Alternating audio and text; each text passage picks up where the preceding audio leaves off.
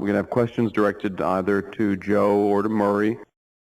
The question is asked that, there was a statement made that some money market funds do have insurance, and in fact that's correct. There are a few that actually have private insurance, and that insure a great part of their deposits.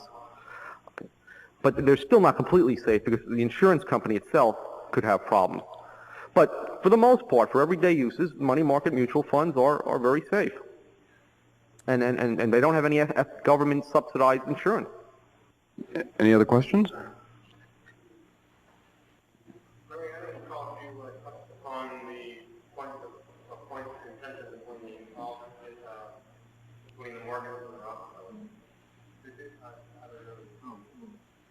Yeah.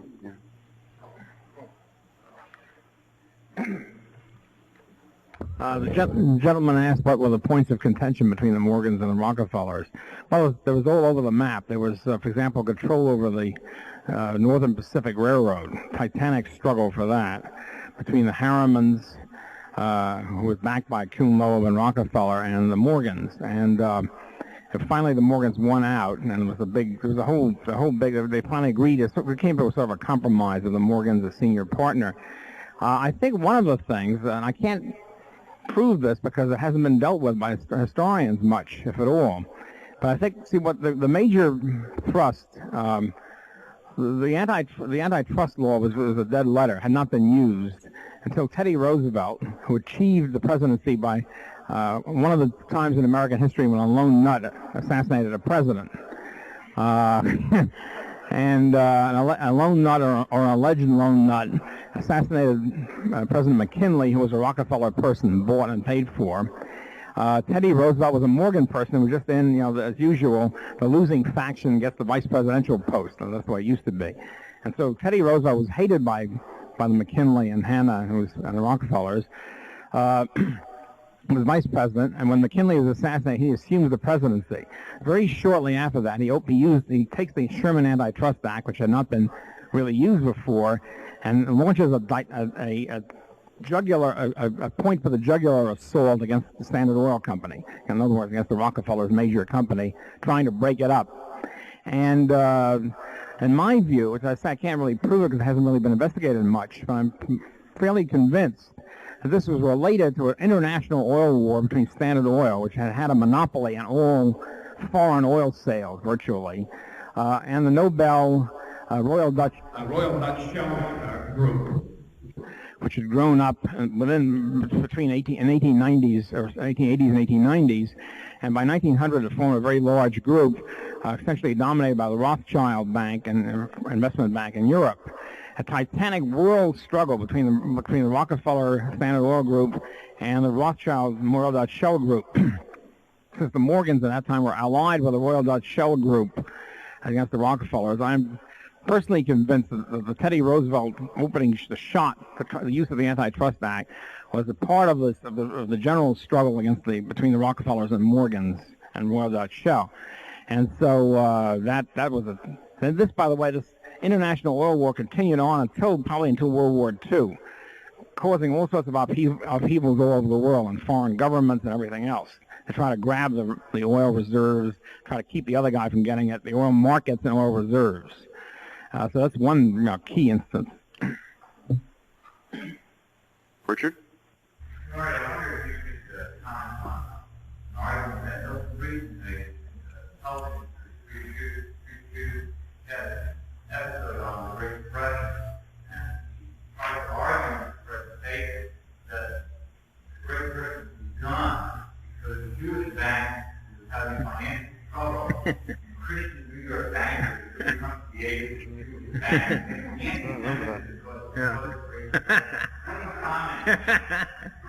Never has a high-powered economist offered a more trivial reason for a major economic catastrophe. It's really weird because the thing is that it shows. See, Freeman has no explanation for the 29 crash. Monetarism, which Joe Salerno can amplify this. Monetarism's view of crashes or depressions is a result of a fall in the money supply, contraction of the money supply, or a severe drop in growth. Nowadays, I guess they call it a severe drop in the growth of money supply. So the money supply there was no big drop. The drop comes in 1931. And so how do you explain the 29 crash? And actually, with the Austrian view, since the money supply had stopped growing much in June of 29, but there was no contraction, obviously.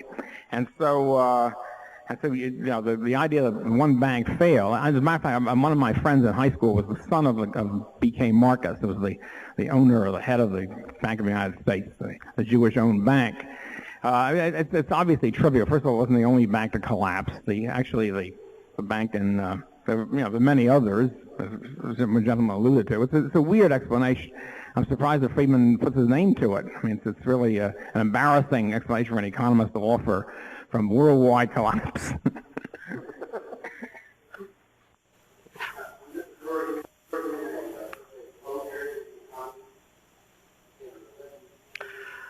Well, I think you would still have some of the effects. I don't think in a slow period you can assume that all the supplies of all goods are infinitely elastic.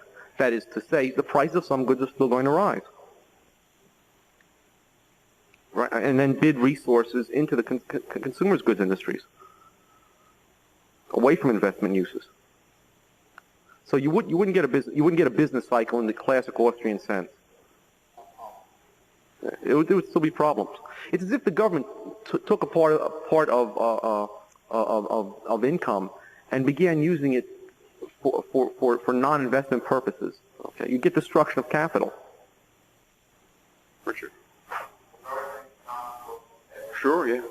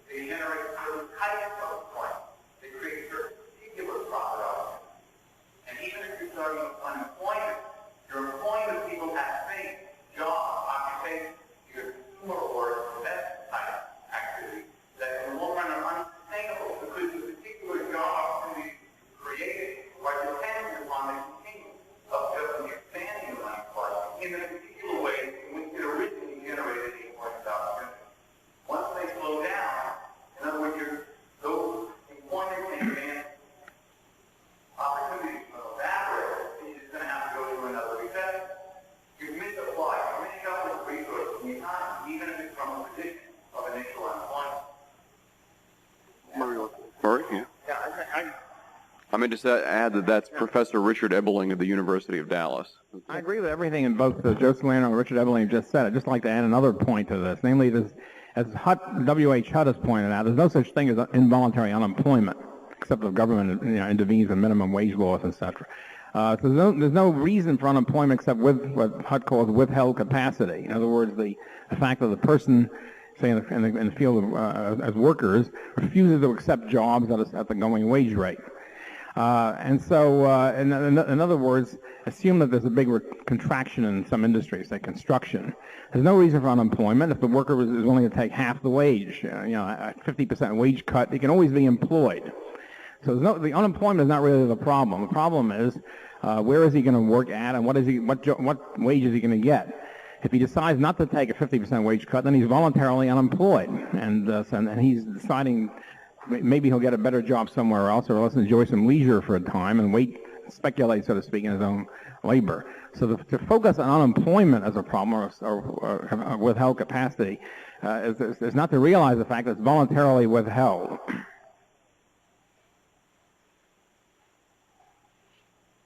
Mark?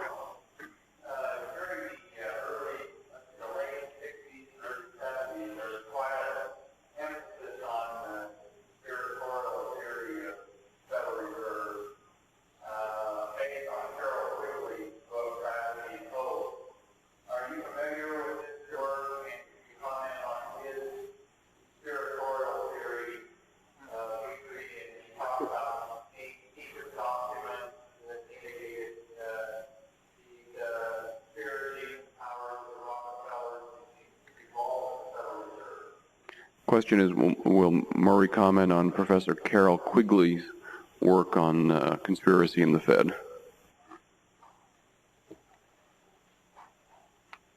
Yeah, I think there's much good in all of that, what's generally called conspiracy analysis. I prefer calling power elite analysis or interest group analysis. The obviously, conspirators, of course, don't call themselves conspirators. They're private people working privately and secretly for the public good, quote unquote. But this is basically what it amounts to. And so they do various things. Now, the problem with this is, since it is secret, the documents are few and far between. In other words, it's an area in which scholarship and care have to be exercised. So that one thing is, for example, one test is, if an event occurs, either the establishment of the Fed or the outbreak of World War I or whatever it happens to be, with any event that occurs, any crime that occurs, for example, somebody's killed, the first question the police ask is, who benefited, right? Cui bono? Who's the beneficiary? Well, you look at the widow, let's say if somebody's bumped off. Well, but you don't conclude that the widow was the cause of it, hired a murderer or something. What you then do is to test the situation, look into it. In other words, if you look at a cui bono picture, who benefited from the Fed, who benefited from World War I, your first hypothesis is maybe the guys who benefited. First you find out who benefited. Well, maybe, did they really cause it, or they bring about the cause? Then you look into it. You don't assume they did it. The trouble with most conspiracy analysts, so to speak, is they stop there. They assume if you benefited from it, therefore you must have caused it. Not true. You then look and see if they really did cause it. So if you look at the ICC, if your hypothesis is the big railroads brought it about in order to cartelize railroads, you look into it, you find out, yes, indeed, they lobbied for it, they wrote the bill, and then you conclude that the conspiracy analysis, quote unquote, is correct. So it has to be done with scholarship and care. Unfortunately, this is an area, since most intellectuals, professors, and scholars are bitterly opposed to conspiracy analysis or power elite analysis. They don't engage in it. The room is left open then to people who are not as careful in scholarship, and therefore the whole thing can be smeared as being status anxiety, paranoia, whatever the smear term happens to be. But it should be an area which should be investigated more and more. I think what Quigley is doing is basically focused on an unknown area, which I think is very important, namely the Rhodes Scholarship conspiracy, or the Round Table conspiracy. It looks as if there's a lot to it. The problem is, there's no documents to check out on. But there have been other books done. I forget the name of another guy who wrote purely independently on the Round Table, and it all seems to check out quite well. We know that the Round Table set up the Council of Foreign Relations early in just after World War I. There's a close interconnection there. We know that the Council of Foreign Relations, for example, was Morgan-dominated from World War I until World War II. And it was a very good from a Marxist perspective, but quite good by Shoup and Minter, called the Imperial Brain Trust, a story of the Council of Foreign Relations, which deals with the origin and brings it up. And so and what happens with, by the way, in until World War II, is generally a Morgan versus Rockefeller fight throughout politics, banking, and whatever. After World War II, the distribution of power shifts tremendously. The Rockefellers become dominant as oil becomes dominant. The Morgans take a place as junior partner and more or less keep quiet. And the Rockefellers then take over the Council of Foreign Relations, and then comes the Trilateral Commission and whatever.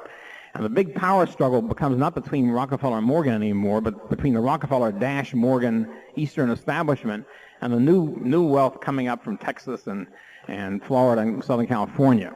And so you have a much different, what one analyst called the Yankees versus the Cowboys. So it's a very different, since World War II, there's been a very different distribution of conflict, political and economic conflict. One interesting person, who in his very soul and person embodies this shift, was somebody who's been called Mr. Establishment by John K. Galbraith. I think in this case, one of Galbraith's few correct statements that he's ever made in his life.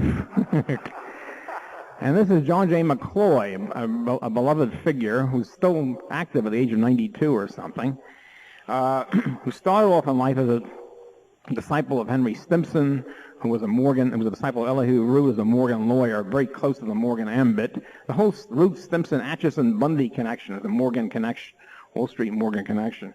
And so McCloy starts out in the early 1930s as a Stimson aide and so forth and so on, a Morgan person. And during World War II, he really runs the War Department. At that time, Stimson was sort of out of it, and in effect, McCloy ran it. And after World War II, seeing the distribution of power shift, he becomes a Rockefeller person. He becomes the head of the Rockefeller Foundation, he becomes associated with Chase National Bank, et cetera, et cetera. And so in his own personal soul, he sort of embodies this power shift. And he's been in on the establishment of every political decision since 1922, including the fact that he's about the only person left who still loves the fact that Japanese Americans were incarcerated in concentration camps. He ran the camps, and he loves it and ran. He still justifies it as being a great deed for the public interest. More could be said on this. I mean, go on and on. But anyway. Also in control of a lot of distribution of conservative money these days too. Yeah. Known to us as the evil John J. McCloy. Questions? Yes, ma'am.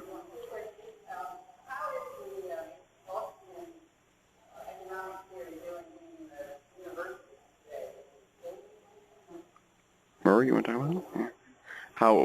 What's the status of Austrian economic theory in the universities? It's doing great. It's doing magnificent. It really is.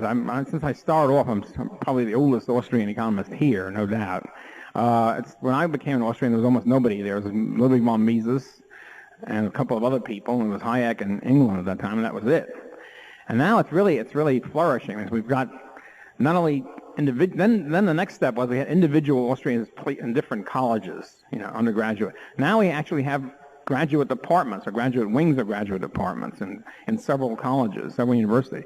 So it's really doing great. We're coming out with a scholarly journal very soon, I think September, the first issue of the Review of Austrian Economics. There's all sorts of stuff going on. It's marvelous. There are even disputes within Austrian economics, bitter disputes between different wings of it, which you have to be strong enough or big enough to have the luxury of affording it. If you have three Austrians, you're not going to have more than at least three factions.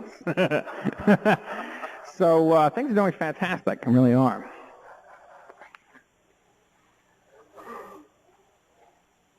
Mark? I would like to ask Joe his views on the gold standard,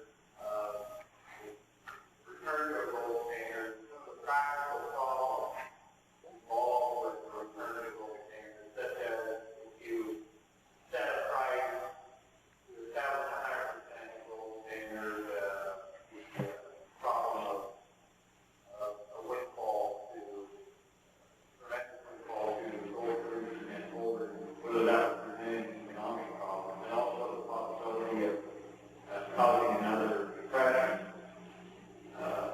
because of past non-investment. Theoretical problems involved in, I would say, moving forward to a gold standard rather than returning to a gold standard. Progressing towards a gold standard. Well, there potentially could be great problems if you chose a price of gold that was very, very low. That is to say, you would have to deflate tremendously in the United States economy. This was one of the problems with England returning to the gold standard. And this is, by the way, what gave Keynes his impetus in writing the general theory. If England had gone back at a rate that reflected the previous inflation, since the war, since they had gone off, there wouldn't have been the problem that there was. Well, to bring it to today's world, the same thing is true of the United States. We certainly couldn't go back at $20.67 an ounce, or $35 an ounce, or $42 an ounce. It would have to be in the market range, at least. Now, Murray has argued that it should be much above that. We should set the price of gold so high that we can not only back Federal Reserve notes 100%, but also all outstanding liabilities of banks. And I guess you've calculated possibly at $1,600 per ounce. Where others have argued that we should just get Federal Reserve notes backed.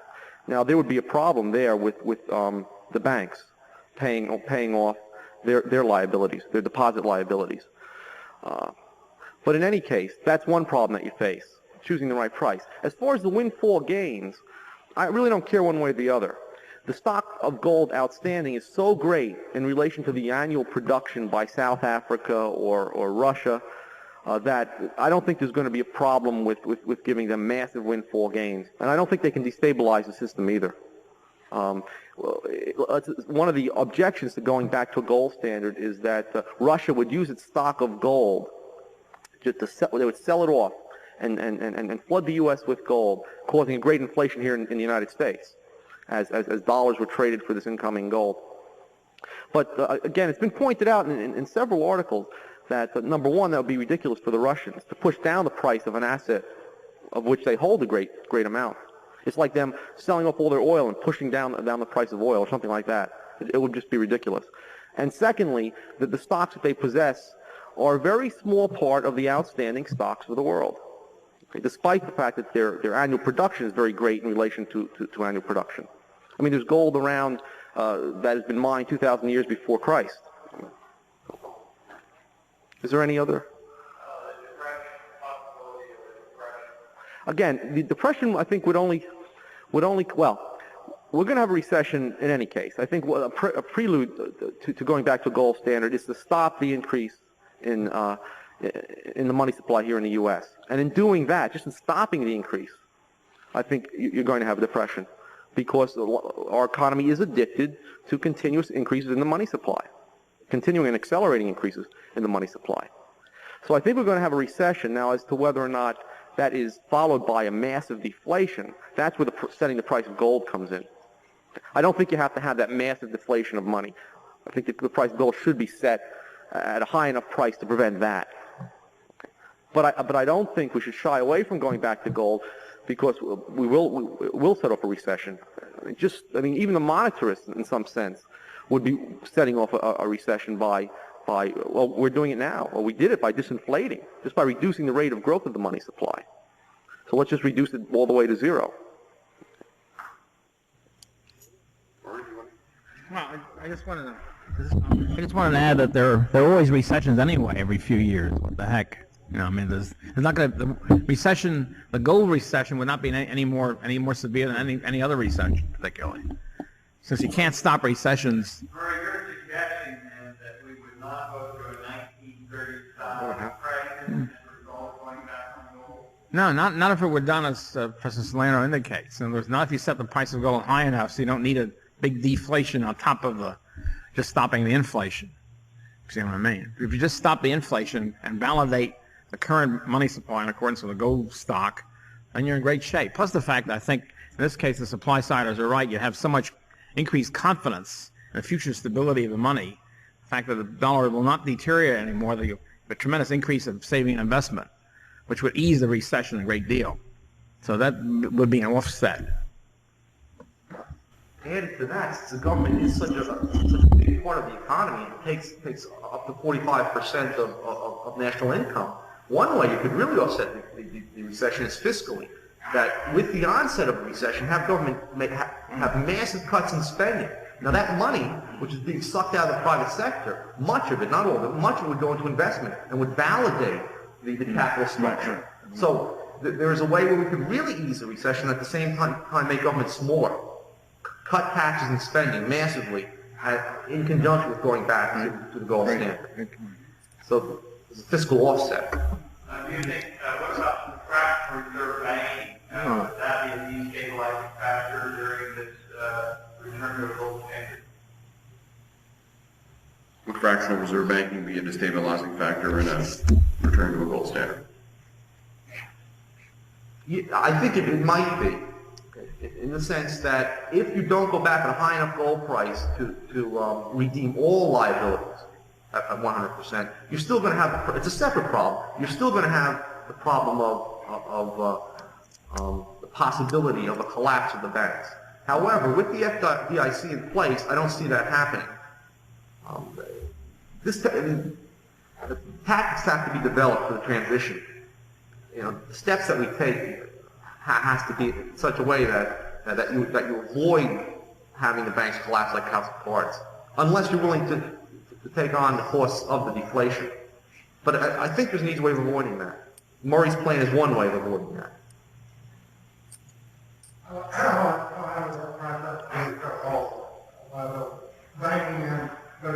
It's about $1,600 an ounce. Last time I looked at it, about $1,600, maybe probably more now. Yeah, about that. I don't think that'll be needed, not for demand deposits at least. Mark? Aren't there good examples of monetary reform and lessons learned from them? I've heard those often when they're turned to the gold standard towards the debt as well. Aren't there lessons already learned? Aren't there lessons we can learn from healthy monetary reforms of the past? Well, the classic going back to the gold standard was done after the Napoleonic Wars, when England had been off the gold standard since 1797 and decided after a lot of turmoil to go back in 1820. Sir Robert Peel was one of my particular heroes in English politics, put it through, and then they were willing to accept the deflation. They wanted to go back to the old pound, 486, and they were willing to accept something like 10, 15, 20% price cuts. And they did it. There were no unions then. There was no no unemployment insurance. They did it pretty successfully. There was no real problem. The farmers, of course, griped. But farmers are always griping. I mean, farmers always want higher prices. But it was done successfully because they had a flexible price system. They didn't have a price system with massive invasions by unions and government. No minimum wage laws and all that sort of thing to prevent it. So that's one lesson. I mean, one lesson which eases any transition or any economic change is to eliminate interventions in the price system through welfare payments, which keep up wage rates, which means you pay people not to work. You'll have more difficulty in having employment, and more people will be willing to remain unemployed if they're paid for it. You have as much unemployment as you're willing to subsidize by the taxpayer. So and eliminate privileges to unions, like the Wagner Act, which is still on the books. And that would ease any transition, whatever the economic change is. Just the other example is France went back to the gold standard in 1926, and they set their price high enough so that they didn't have to cut wage rates. The French unions were strong, like the British unions, and they went back successfully. They devalued the franc and went back, and they stayed on the gold standard until about 1936 or so. Yeah, that was the economist that I had mentioned, Reist. And the Prime Minister of France, Poincaré, I think, or Finance Minister. Mr. Zadikoff? During Bretton Woods agreement time, the United States had $40 billion of gold at $35 per ounce. Eventually that went down because of monetary policies. Went down to $21 billion in 1961 when President Kennedy set up the gold pool. Eventually, President Nixon signed August 15th of 1971, it was down to 10, 11 billion. Now, what does the government need to do in order to ensure that this sort of an outflow of gold will not again continue should we go back to the What do we need to do to avoid the kind of gold outflows that took place under the Bretton Woods system? Either one of you? The dollar would be gold under new gold standard, or the gold standard that the Austrians proposed. It would be gold itself. The other problem, by the way, the reason why we were losing money, because the Bretton Woods system was a peculiar system. The dollar was convertible into gold for foreign countries, but their currencies were not. So they accumulated a lot of dollars during the 50s, after 58 and into the 60s. And they became when the amount of dollar liabilities outstanding began to approach and then exceed the amount of dollars worth of gold that we had in the United States, that's when confidence broke. And there was a small crisis in 61, and then again in 1968 there were problems. The Germans and French wanted to get their gold out. We would not have that problem. If we went back to the gold standard, I'm not in favor of the whole world going back. I think the United States can go back without the whole world going back. And I think once the United States tied on to gold, went back to gold, other currencies would tie on. That's just the point. If the United States alone goes back to gold standard, the dollar is still the reserve currency of the world. We're going to reduce the same sort of profit that we just described. Well, without the rest of the world going back, it would be no different than it is now. Let's assume first that the rest of the world does not go back. There would just simply be floating exchange rates between all the other fiat currencies and the gold dollar. And there wouldn't be any outflows or inflows of gold. Now, if other people tied on, then yes, gold would have to be redistributed. Okay. there would be a monetary deflation in the United States, but I don't think it would be of great proportions, especially if you had a 100% backed dollar. Yeah. I'd be grateful if Dr. Rothbard and Dr. Salerno would continue with the description of the resumption system. There was a recession or a depression in England in the 1820s, but in the United States, when the resumption was announced in the 1870s, culminated in 1879, there was not, in fact, a recession. There was a period of very strong expansion, even though the rigorous and court started limit stump as applied to the aristocratic growth. Could you possibly relate some of the details of that expansion and how those might be brought into the United States return to hard limits? Question is, what are the lessons of the tremendous expansion that took place after the resumption of the gold standard in the 1870s? What might that hold for a future resumption? Mark? Well, for one thing, they delayed the resumption for 11 years. In other words, the Civil War ended in 1865. The Republicans, which were the inflationist party in those days, in the 19th century, didn't want to resume. The Democrats forced them into it, and so it took them 14 years to do it. So it was very gradual. Secondly, they didn't, which ties in with your point, they didn't liquidate the greenbacks. They kept the number of greenbacks constant, the special greenback clause, and they just resumed with that. So that certainly eased the transition. If you're interested in easing transition above other things, then that's one way to do it. But the interesting thing is the Democratic Party was the hard money gold standard party until 1896. I can really date it. And the Republicans were always the inflationist, greenbacky type party. And when William Jennings Bryan, one of the great tragedies in American history, when Bryan captured the Democratic Party at the Democratic Convention in 1896, the sound money, hard money Democrats went to McKinley and said, look, we'll support you if you back the gold standard to the hilt, which he agreed to do. And later it was the Gold Standard Act of 1900.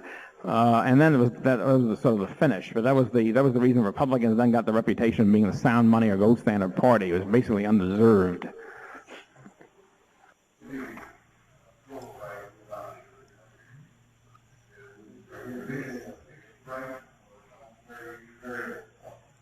At $1,600 an ounce, are you envisioning that as a quote fixed price? Yeah, I'm very militant on this subject. See, I don't consider it a price. One of my disagreements with the supply siders and so forth, as Joe Salerno was talking about, I don't consider fixing gold and the dollar together as a price. I consider it a definition of weight.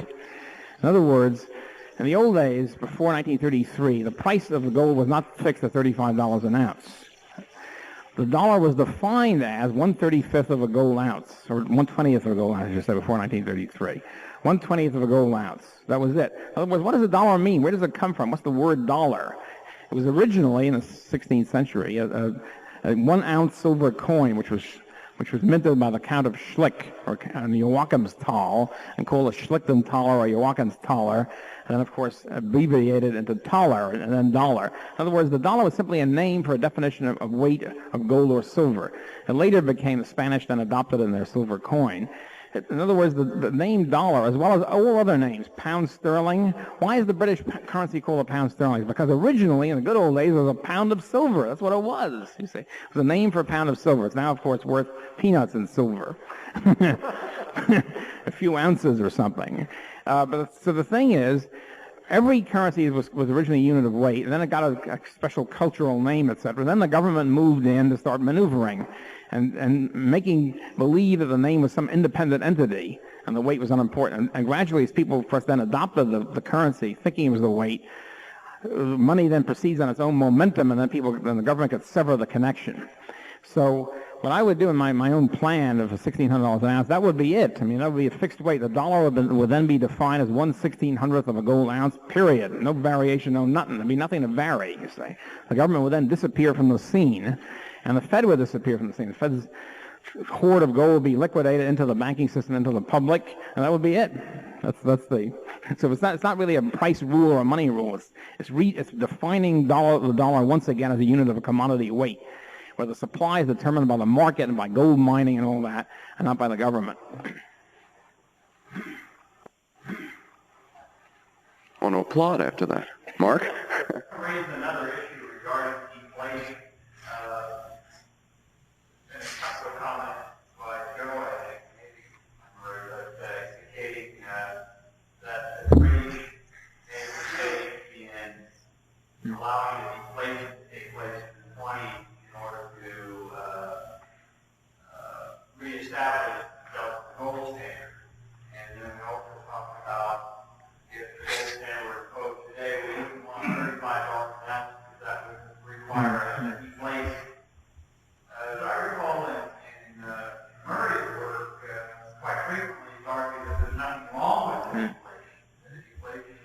good, or, yeah, I think teachers say inflation is good. How do you resolve this difference? Question is, Murray, have you become soft core on the deflation issue? I personally love deflation. I think us people on more of a fixed income than others deserve our innings again. Okay? I love to see lower prices, and consumers benefit by lower prices. I'm a consumer. Okay, so no, I'm all in favor of deflation. It's just that as a prudential measure, which I hate to use the term. Because other people don't like deflation, because of course you have to eliminate, in order to have an easy deflation, eliminate government intervention, minimum wages, union privileges, and all the rest of it, as a concession to the, quote, real world, unquote. I'd be willing to say, all right, you don't have to have deflation. You can do this if you don't want deflation, if you're worried about it, etc. You can do it without deflation. But I'd love to have deflation. It'd be magnificent. But just really two separate, we can separate the questions out, is what it really amounts to. I can form a coalition with those who fear deflation, and both come out for a true gold standard.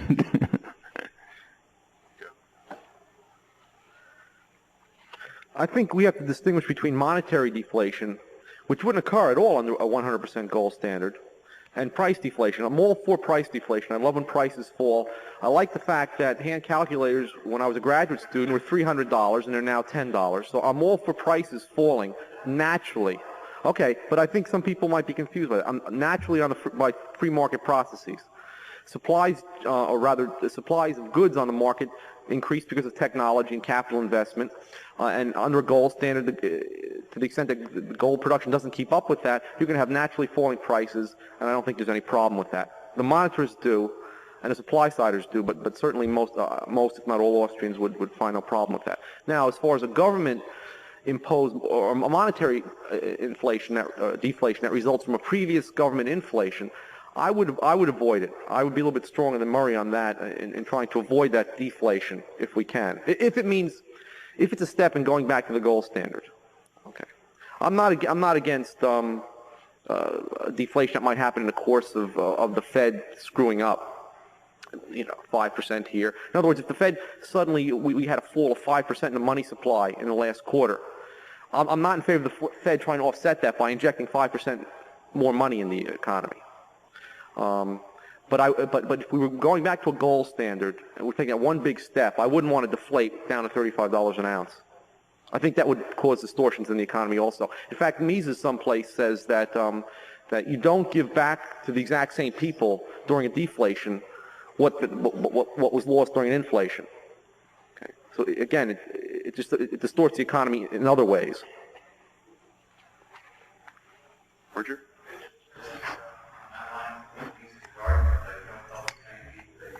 Mm-hmm.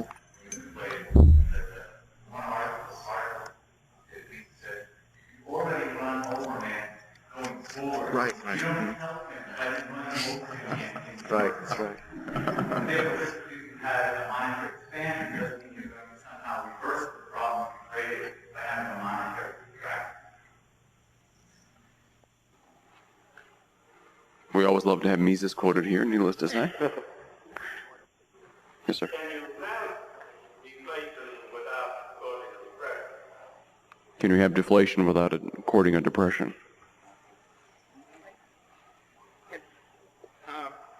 Yeah, they're really two different things. In other words, there's a monetary, the price level, quote unquote, although I hate to use the term, but just simplify it, caused by, say, the money supply going up or down. And there's the recession, there's the business cycle process, which is very different.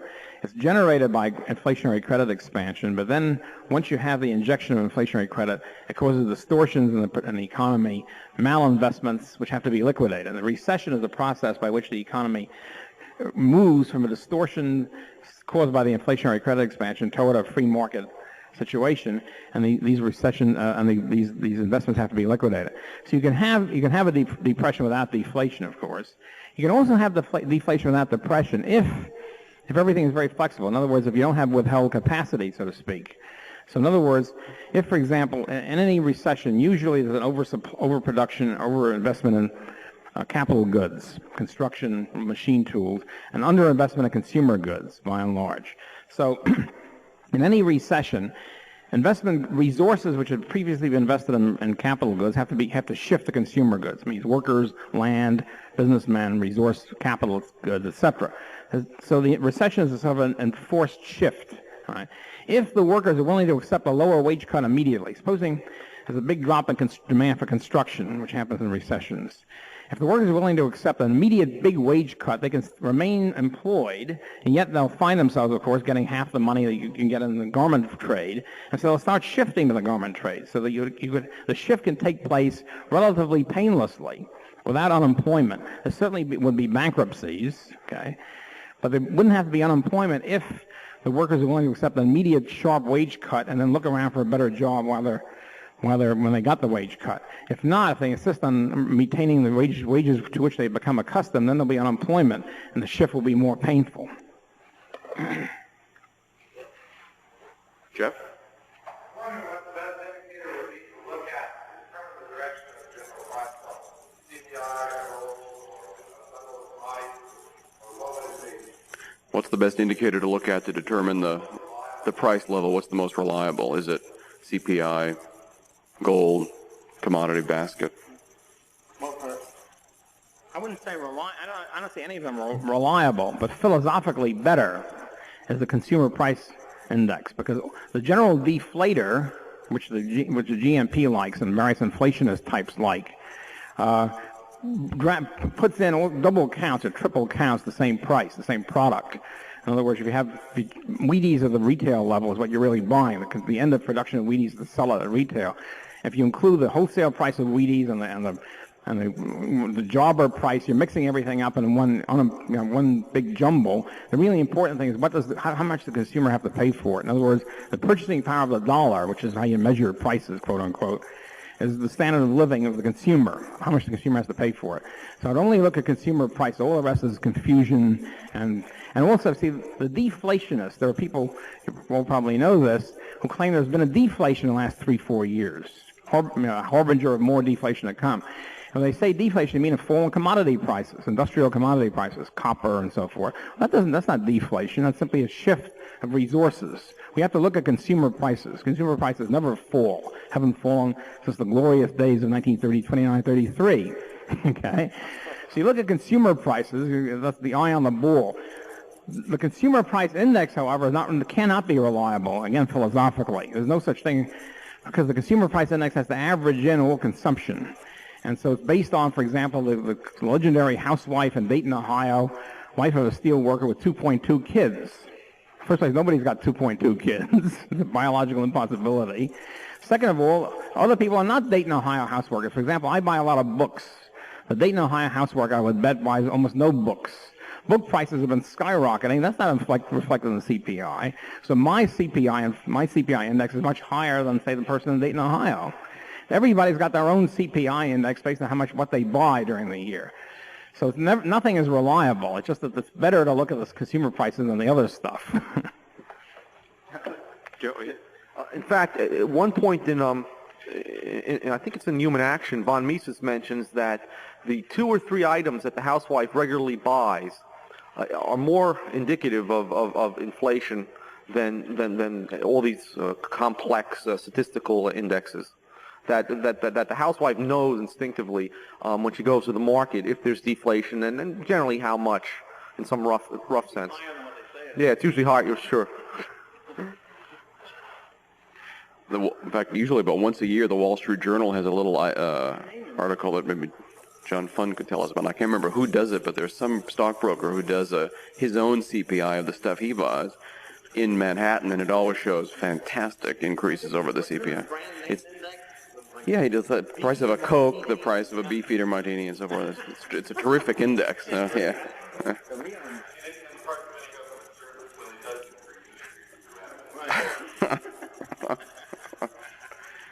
Right, they don't go up as much as money supplies. This gives the government more hope. They pump more money in after the war is over. Sometime after the war, the public realizes, hey, there ain't going to be no glorious back to 1914 prices.